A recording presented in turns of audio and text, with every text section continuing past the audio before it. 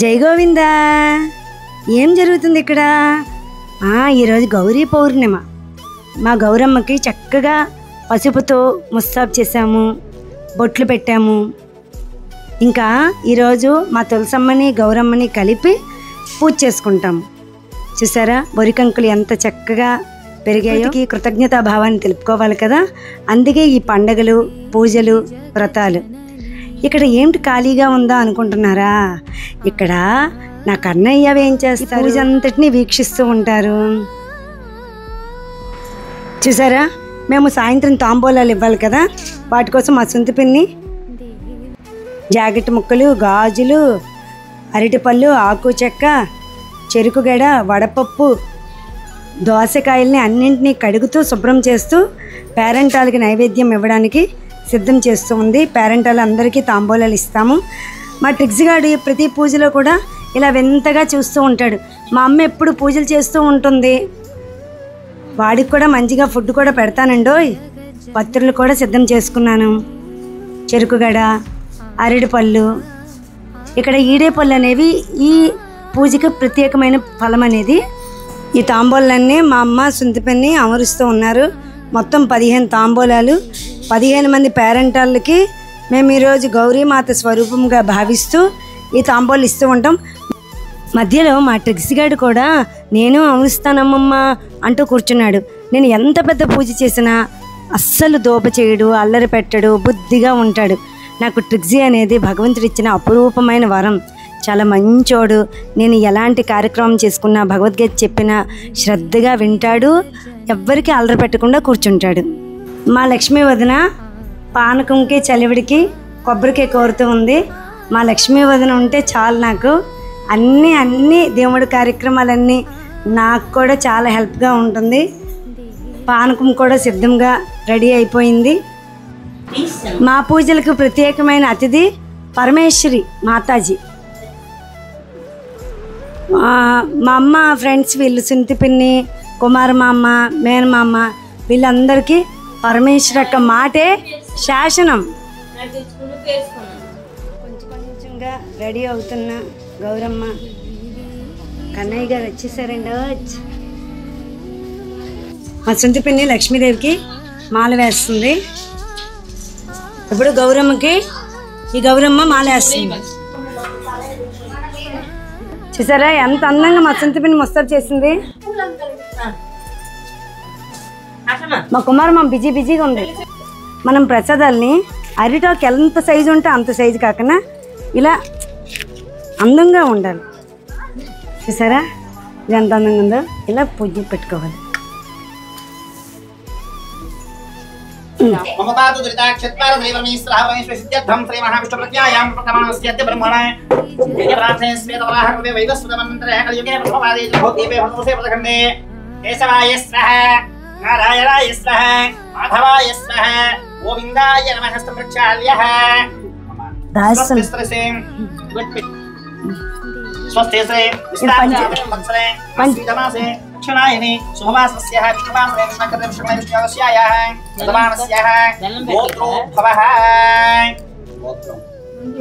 मुनुप्रगोत्रोऽभ्यस्यः वेङ्कटरमणामधेयस्य धर्मपत्नीन्द्रस्याः लीलाकुलनामधेयस्याः ध्यायामि ध्यानं समर्पयामि आवाहयामि आवाहनं समर्पयामि रत्ने यज्ञसरसिंहासने अक्षतां समर्पयामि आसनं समर्पयामि पादासनं समर्पयामि पादयोः पाद्यं समर्पयामि अग्रा हस्तयोः आद्यं समर्पयामि मुखे आचमनं समर्पयामि शुद्धाचमनं समर्पयामि पञ्चामृतस्नानं स्नापयामि शुद्धोदकस्नानं समत्रैलोक्यं दिव्यरापः श्रीमहागणाधिपतये नमः साक्षात् दीपं दर्शयामि दीपं पेन अक्षतर्वे संस्कारं विटन्ते साध्यं प्रवृत्ति संयुक्तं बन्धीनायोजितं प्रियं गृहाळमङ्गलं दीपं त्रैलोक्यं दिव्यरापः धूपदेवसहितस्यः షోడశోపచార పూజానం కరిష్యేర్మః. ఓం గం గణపతయే నమః. పువ్వులు అక్షతాలు గరికలు వేసి పూజ చేసుకొని ఓం గం గణపతయే నమః, వం గజానాయ నమః, వం గణదీక్షాయ నమః, వం విఘ్నరాజాయ నమః, వం విముఖాయ నమః, వం ప్రముఖాయ నమః, వం సుప్రదేవాయ నమః, వం సుముఖాయ నమః, వం ఏకదంతాయ నమః, వం కపిలాయ నమః, వం గజకన్నికాయ నమః, వం లంబోదరాయ నమః, వం లంబజఠరాయ నమః, వం మహోదరాయ నమః, వం పదోత్కరాయ నమః, వం మాంత్రణే నమః, వం భవాయ నమః, వం భవజ్ఞానాయ నమః, వం భవప్రియాయ నమః, వం భవమోచకబంధనా సరస్యాభ్యం శ్రీమహాగం గణదేవో నమః. నమస్కారాన్ కులవినామ విధ పరిమళ మంత్ర స్వాక్షతాన్ పూజయామి. నైవేద్యం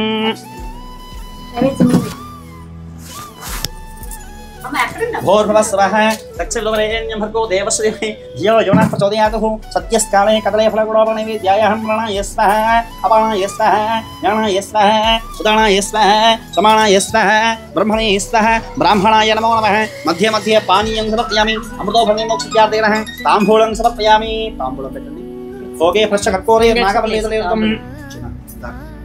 आयुर्देहि श्रियं सौख्यं च देहि मे पुत्र पौत्र प्रपौत्रं च देहि मे निर्णायक नमस्कारान् करोमि नमस्कारं పెట్టండి తతంగస్యాయాః శ్రీ మహాగణపతే నమో నమః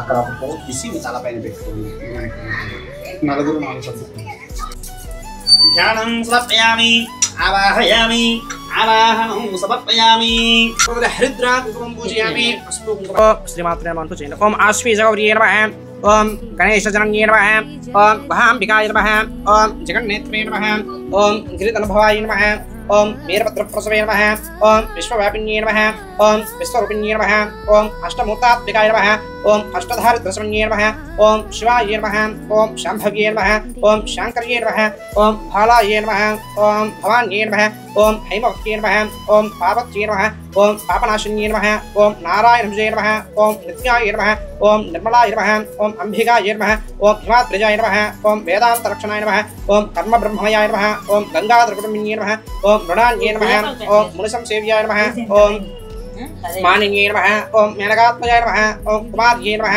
ఓం కన్యకాయ నమః ఓం దుర్గాయ నమః ఓం కలిదోష విఘాతన్యే నమః ఓం కాత్యాయన్యే నమః ఓం భద్రదాయన్యే నమః ఓం మాంగళ్యదాయన్యే నమః ఓం సర్వమంగళాయ నమః ఓం మంజువాసిన్యే నమః ఓం మహేశ్వర్యే నమః ఓం మహామాయాయ నమః ఓం మంత్రారాధ్యాయ నమః ఓం మహాబలాయ నమః ఓం సత్యాయ నమః ఓం సర్వాయ నమః ఓం సౌభాగ్యదాయ నమః ఓం కామకలనాయ నమః ఓం కాంక్షితార్థప్రదాయ నమః ఓం చంద్రార్కయుతాటంకాయ నమః ఓం చిదంబరశిరణ్యే నమః ఓం శ్రీచక్రవాసిన్యే నమః ఓం ధైర్యే నమః ఓం కామేశ్వరవత్యే నమః ఓం కమలాయ నమః ఓం మురారి ప్రియార్థాంగియే నమః ఓం పుత్రపౌత్రవరప్రదాయ నమః ఓం పుణ్యాయ నమః ఓం కృపాపూర్ణాయ నమః ఓం కళ్యాణ్యే నమః ఓం కమలాయ నమః ఓం అచింద్యాయ నమః ఓం త్రిపురాయ నమః ఓం త్రిగుణాంబికాయ నమః ఓం పురుషార్థప్రదాయ నమః ఓం సత్యతమర్దాయ నమః ఓం సర్వలక్ష్మీయే నమః ఓం శశాంకరూపిణ్యే నమః ఓం సరస్వత్యే నమః ఓం విరజాయ నమః ఓం స్వాహాయ నమః ఓం స్వాధాయ నమః ఓం ప్రత్యాంగరాంబికాయ నమః ఓం ఆర్యాయ నమః ఓం దాక్షాయణ్యే నమః ఓం దీక్షాయ నమః ఓం సర్వోత్తమోత్తమాయ నమః ఓం శివాభినామధేయాయ నమః ఓం శ్రీవిద్యాయ నమః ఓం ప్రణవార్థస్వరూపిణ్యే నమః ఓం హ్రీంకార్యే నమః ఓం నాదరూపాయ నమః ఓం సుందర్యే నమః ఓం షోడశాక్షరదేవతాయ నమః ఓం మహాగౌర్యే నమః ఓం శ్యామలాయ నమః ఓం షణ్ఢ్యాయ నమః ఓం భగవారణ్యే నమః ఓం బగలాయ నమః ఓం మాతృకాయ నమః ఓం శూన్యే నమః ఓం అమలాయ నమః ఓం అన్నపూర్ణాయ నమః ఓం అఖిలాగం సంస్థాయ నమః ఓం అంబాయ నమః ఓం భానుకోట సమాద్విత్యే నమః ఓం వరాయ నమః ఓం సీతాంకృతశేఖరాయ నమః ఓం సర్వకాల సుమంగళ్యే నమః ఓం సోమశేఖర్యే నమః ఓం అమర సంసేవ్యాయ నమః ఓం అమృతేశ్వర్యాయ నమః ఓం సుఖసచితారాయ నమః ఓం బాలరాజితభూతయాయ నమః ఓం హిరణ్మయాయ నమః ఓం సూక్ష్మాయ నమః ఓం హరిద్రకుంకుమారాధ్యాయ నమః ఓం సర్వభోగప్రదాయ నమః ఓం మార్కండేయవరప్రదాయ నమః ఓం శ్రీ ఆశ్వీజగౌరీ దేవత అష్టోత్తరనామౌళి సమాప్తః నానావిధ హరిపలపుష్పాక్షితం పూజయం కృత్వః ధూపమాఘ్రాపయామి. అలాగే దీపాన్ని కూడా వెలిగించాలి. అది మీరు ఇప్పుడు వెలిగిస్తారా లేదా వెళ్తా ఏం చదువుకుంటూ వెలిగిస్తారా మీ ఇష్టం. అది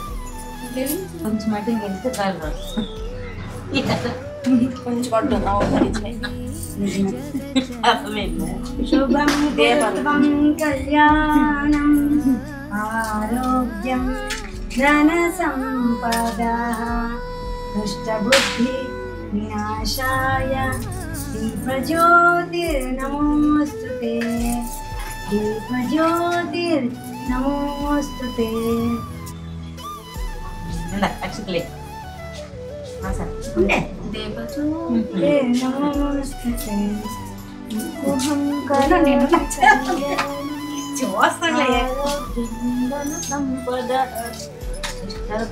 వినాశాయ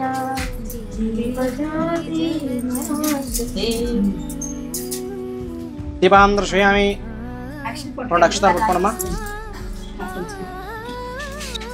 పూర్వకాలంలో పుష్కర ద్వీపం నుండి వారణాసి అన్న పట్టణం కలదు. ఆ పట్టణంలో గొప్ప పేరు ప్రసిద్ధి పొందిన ప్రాచీనమైన శ్రీ పార్వతీ సమేత విశ్వేశ్వర స్వామి వారి యొక్క ఆలయం ఒకటి కలదు. ఆ ఆలయంలో భక్తులు నిత్యం కూడా వ్రతాలు పూజలు చేయటం వలన పార్వతీ విశ్వేశ్వరుల యొక్క కరుణా కటాక్షాలతో ఆ పట్టణంలో నివసిస్తున్నటువంటి అన్ని వర్ణముల వారు కూడా మహాధనవంతులుగా, ఆరోగ్యవంతులుగా, నీతివంతులుగా, ఒకరిపై మరొకరు గౌరవభావంతో మెలుగుతూ ఉన్నారట. ఇలా కొంతకాలం గడిచిన తర్వాత సర్వేశ్వరుడు అను పేరు గల ఒక వేద బ్రాహ్మణుడు తన కుటుంబంతో కలిసి ఆ వారణాసి పట్టణానికి వచ్చి పెద్దలను ఆశ్రయించి విశ్వేశ్వరాలయమునందు బస ఏర్పరచుకుని పార్వతీ సమేత శ్రీ విశ్వేశ్వరులకు రకరకమైనటువంటి పుష్పములతోని పత్రములతోని అర్చన చేస్తూ ఉన్నారట. ఇలా 2 సంవత్సరముల నుండి భక్తి శ్రద్ధలతో పూజిస్తూనే ఉన్నారు. స్వామివారిని అభిషేకించిన జలమునే ప్రజలకు తీర్థముగా ఇచ్చి ఎలాంటి ధనము కూడా యాచించకుండా ఆ అమృత జలమునే ఆహారముగా స్వీకరిస్తూ ఉన్నాడు. ఇతని భార్య మహాభక్తురాలు పరమవతివ్రత శిరోమణి, పేరు ఇందుమతి. ఆమె కూడా నిత్యం భర్త కన్నా ముందుగా నిద్రలేచి ప్రాతకాలంలో నిత్య కృత్యములు నిర్వహించుకుని శుచి అయి ఆలయమునందు పార్వతీదేవికి రకరకమైనటువంటి పుష్పాలతో అర్చన చేస్తూ ఉండేను. ఇలా ఈ బ్రాహ్మణ దంపతులు ఇద్దరు కూడా నిత్యం కూడా నియమము తప్పకుండా ఎంతో భక్తితో పార్వతీ విశ్వేశ్వరులను పూజిస్తూ ఉన్నారు. కానీ వారి యొక్క పిల్లలు నిత్యం కూడా ఆకలి బాధతో అన్నము కావాలని వారిని కష్టపెడుతూ ఉన్నారట. అయినను వారు ఏమాత్రం కూడా బాధపడకుండా సర్వేశ్వరునిపై భారం వేసి తమ పిల్లల యొక్క బాధ్యత భగవంతునిదే అని భావించి ఇతరులను ఎవరిని కూడా యాచించకుండా జీవనం సాగిస్తూ ఉన్నారట. ఒక రోజున ఇందుమతి పిల్లలు ఆకలితో పెట్టినటువంటి బాధను భరించలేక, దారిద్ర్య బాధలకు ఓర్వలేక ఎన్ని పూజలు వ్రతాలు చేసినా ఆ దేవికి మా యందు దయ కలుగుట లేదు అని ఆ పార్వతీదేవిని తులనాడుచూ దుఃఖించి నిద్రించది. ఆమె భక్తి శ్రద్ధలకు మెచ్చినటువంటి పార్వతీదేవి సర్వాభరణాలంకృతరారై రక్తవర్ణపు వస్త్రమును ధరించి స్వప్నమునందు ప్రత్యక్షమై, ఓ ఇందుమతి, ఎందుకు దుఃఖిస్తున్నావు?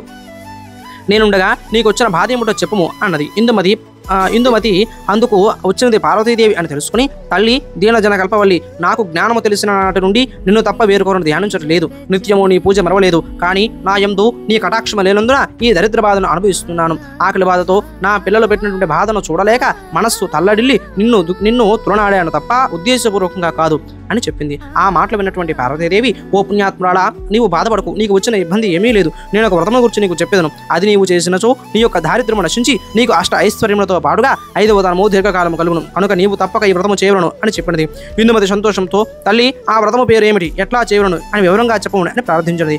ఆ మాటలు విన్నటువంటి పార్వతీదేవి ఇలా చెప్పుకుంది, ఓ ఇందుమతి, ఆశ్వీజ మాసంలో వచ్చేటువంటి పౌర్ణమికి గౌరీ పౌర్ణమి అని పేరు. ఆ రోజు ఉదయం నేను తరలిచి కాలకృత్యములు తీర్చుకుని తలస్నానం చేసి ఇల్లు అలికి ముగ్గులు పెట్టి పసుపు కుంకుమలతో అలంకరించాలి.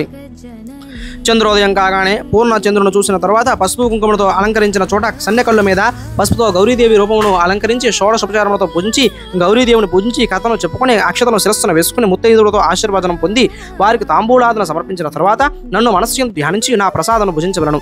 ఇలా చేసిన సో నీ యొక్క దరిద్ర బాధలు తీరిపోవును. ఈ విధంగా నీకు అష్టైశ్వర్యము కలుగును అని చెప్పి అంతర్ధానమైంది. ఇందుమతి కళ నుండి తేరుకుని పార్వతీదేవికి మనస్సునందు కృతజ్ఞతలు తెలుపుకొని ప్రార్థించినది. ఆనాటి నుండి ఇందుమతి పార్వతీదేవి యందు ధ్యానముగా శ్రద్ధగా పూజ చేస్తున్నాను. తర్వాత కొన్ని దినములకు ఆశ్వీజ గౌరీ పౌర్ణమి వచ్చినది. ఆ రోజున స్వప్నమునందు పార్వతీదేవి చెప్పిన ప్రకారము ఆశ్వీజ గౌరీ పౌర్ణమి వ్రతము భక్తి శ్రద్ధలతో విధిగా చేయగా పార్వతీదేవి కటాక్షించి ఆ దేశపు రాజుకు స్వప్నమునందు ప్రత్యక్షమై, నీ దేశంలో వారణాసి అనే పట్టణం కలదు. ఆ పట్టణంలో విశ్వేశ్వర ఆలయంలో సర్వేశ్వరుడు ఒక బ్రాహ్మణోత్తముడు కలడు. అతను తన భార్య పిల్లలతో జీవిస్తున్నాడు. వారిని పిలిచి 2 గ్రామములు వారికి దానం ఇచ్చి సర్వాధికారములు వారికి ఇస్తే నీకు రాజ్యాభివృద్ధి కలుగుతుంది. అదియోగాక నీకు అలానే రాజ్యంలో ఉండేటువంటి ప్రజలందరికీ కూడా సుఖ సంతోషాలతో జీవిస్తారు. ఇది నా ఆజ్ఞగా భావించి వారికి సహాయం చేయు అని చెప్పి అంతర్ధానమైంది. మహారాజు పార్వతీదేవి యొక్క మాట ప్రకారం తక్షణమే బయలుదేరి వారణాసి పట్టణంలోని పార్వతీ సమేత శ్రీ విశ్వేశ్వరాలయంలో వచ్చి బ్రాహ్మణ దంపతులకు దర్శించి నమస్కరించి, ఓ పుణ్య దంపతులారా, మీ వలన నా యొక్క సమస్త పాపలను కూడా నశించినవి. లోకమాత అయినటువంటి పార్వతీదేవి స్వప్నమునందు దర్శనమిచ్చి మీకు నా రాజ్యంలో 2 గ్రామములు దానం ఇవ్వవలసిందిగా ఆజ్ఞాపించింది. ఆ దేవి యొక్క ఆజ్ఞ ప్రకారమే 2 గ్రామములు మీకు దానం ఇస్తున్నాను, స్వీకరించండి, నన్ను ఆశీర్వదించండి అని చెప్పగా ఆ బ్రాహ్మణోత్తముడు స్వీకరించి ఆ రాజుని ఆశీర్వదించాడు. బ్రాహ్మణుని యొక్క ఆశీర్వాదము మరియు పార్వతీ పరమేశ్వరుల యొక్క అనుగ్రహం వలన ఆ రాజు రాజ్యంలోని ప్రజలందరూ కూడా అష్ట ఐశ్వర్యములు పొందారు. ఇది అంతయు కూడా పార్వతీ విశ్వేశ్వరుల యొక్క కరుణా కటాక్షాలతో బ్రాహ్మణ కుటుంబము, రాజు మరియు రాజ్యంలోని ప్రజలందరూ కూడా ఐశ్వర్యములతో పాటు ఆరోగ్యవంతులుగా జీవించారు. ఆనాటి నుండి బ్రాహ్మణుడు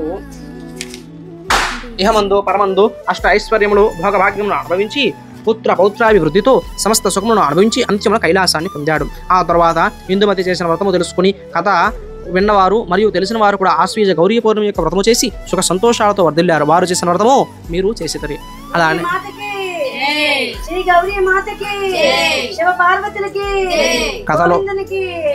కథలోపమైన వ్రతలోపము కారాదు. ఈ నోమును ఏకాగ్రతతో భక్తి విశ్వాసములు చాలా ముఖ్యము. శ్రీమాత్రే నమో నమః. హరి ఓం. నైవేద్యం ఆ విషయం కథాక్షరం సగం వేసి సగం మీ శిరస్సును వేసుకోండి. అమ్మా నైవేద్యం. ఓం భూర్భువః స్వాహా. ఓం తత్సవితుర్వరేణ్యం భర్గో దేవస్య ధీమహి ధియో యో నః ప్రచోదయాత్. సత్యం వర్తమేన వృంజయామి అమృతవస్తు అమృతవస్త్రమసే. హరి ఓం. ప్రాణాయ స్వాహా. అపానాయ స్వాహా.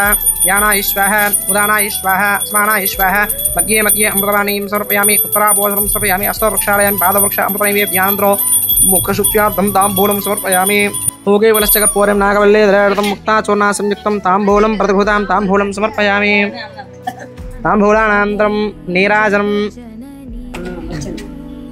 శ్రీ గౌరీ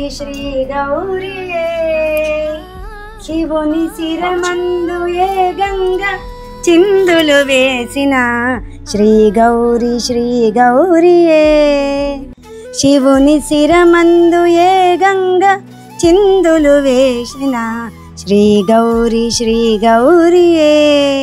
సతిగా తన మేను చాలించి పార్వతిగా మరు జన్మ ధరించి సతిగా తన మేను చాలించి పార్వతిగా మరు జన్మ ధరించి పరమేశునికై తపించి ఆహారమేను సగమై పరవశించినది శ్రీ గౌరీయే శివుని శిరమందు ఏ గంగ చిందులు వేసిన శ్రీ గౌరీయే నగ కన్యగా తాను జనించిన జగదంబాయి నది హైమవతి సురలోకమున ప్రభవించిన తరలాక్షి అయినది మందాకిని ఒదిగి ఒదిగి 10 పదములందు నివసించుచుండు గౌరీ ఎగిరి ఎగిరి 10 సిగను చేరి నటించుచుండు గంగా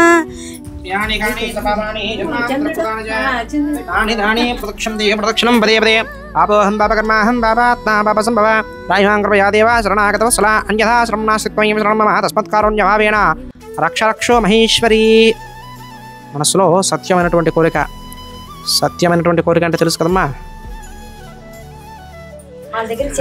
నేను నా కుటుంబం బాగుండాలనుకోవడం సత్యమైనటువంటి కోరిక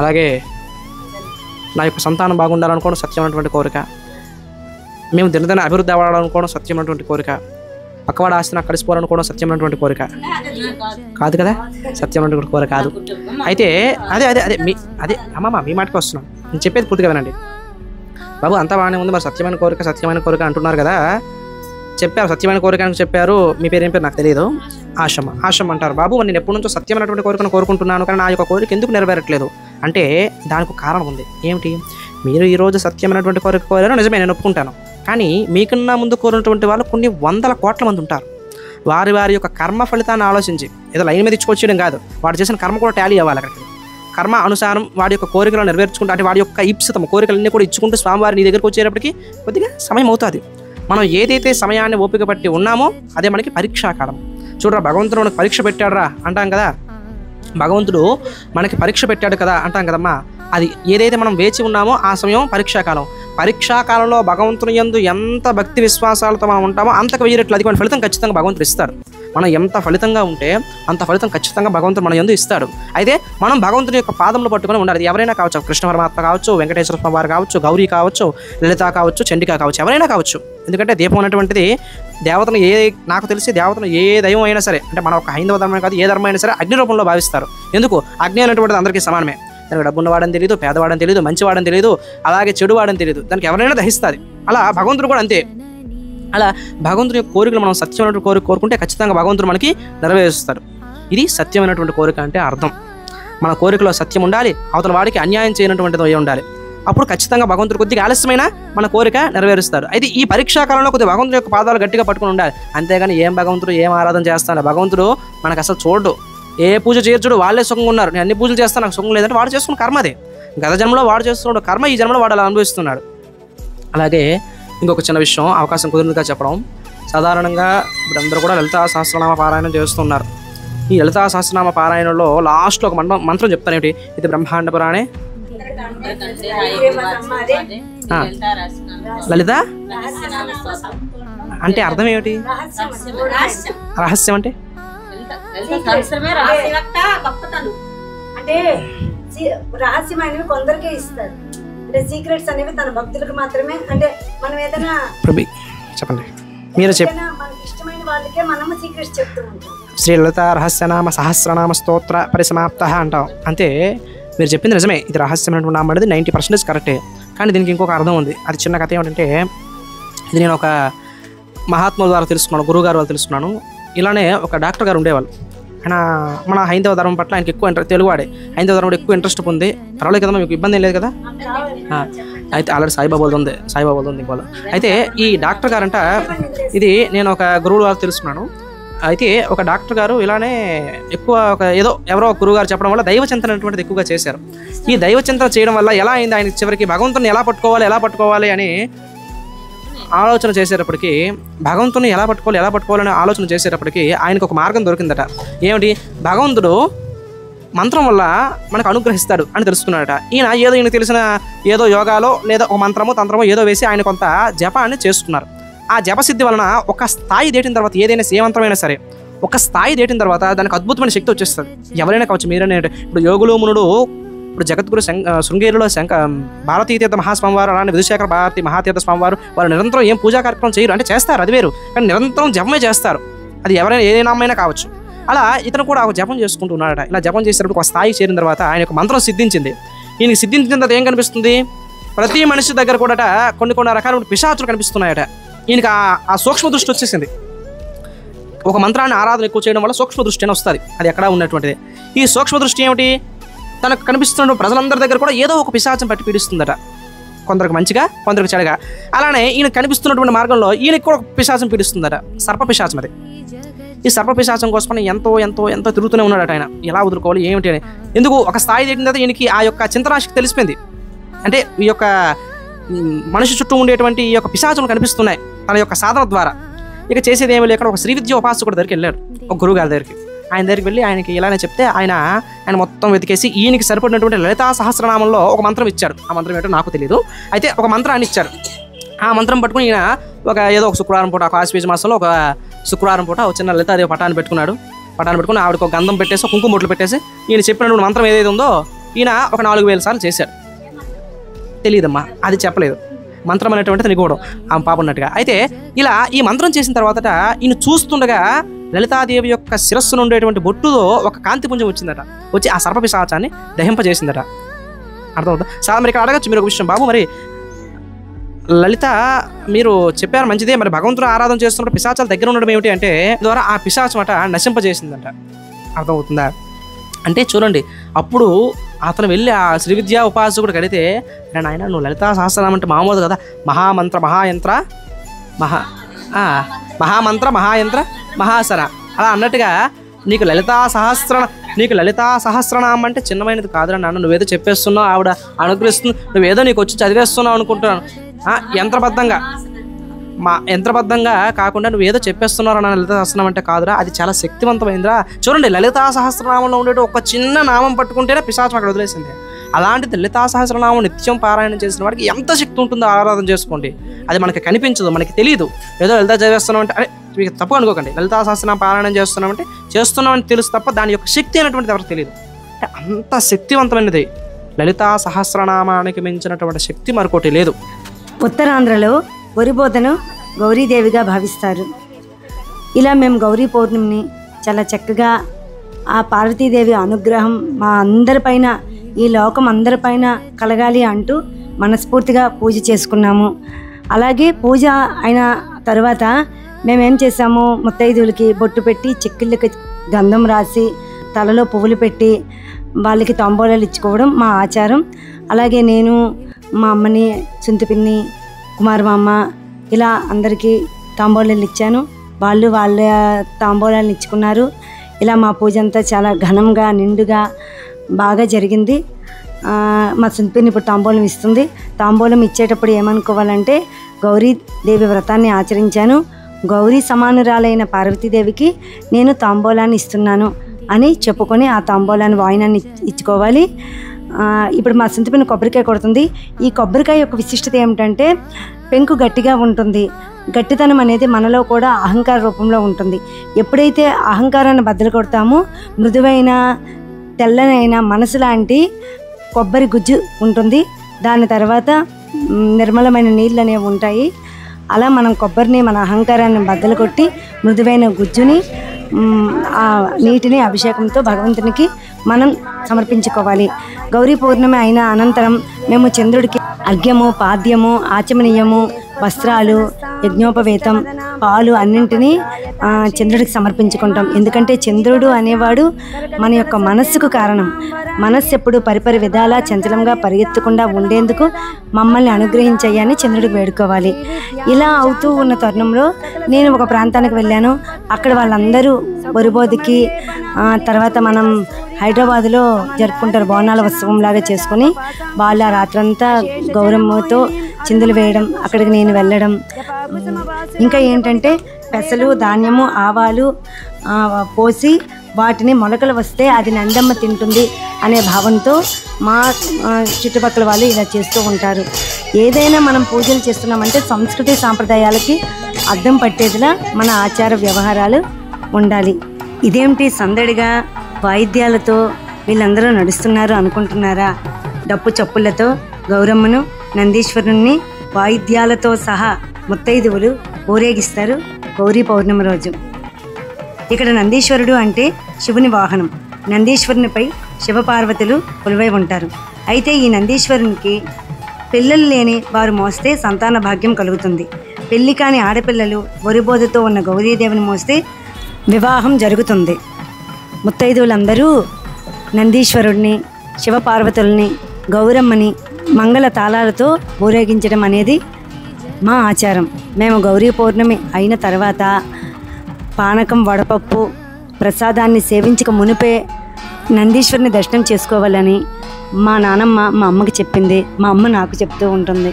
కానీ అప్పుడు వాళ్ళకు ఉన్న శక్తి, సామర్థ్యం ఇప్పటి వాళ్ళకి లేదు. అయినా సరే మన ఆచారాన్ని విడిచిపెట్టకూడదు. జై గోవిందా.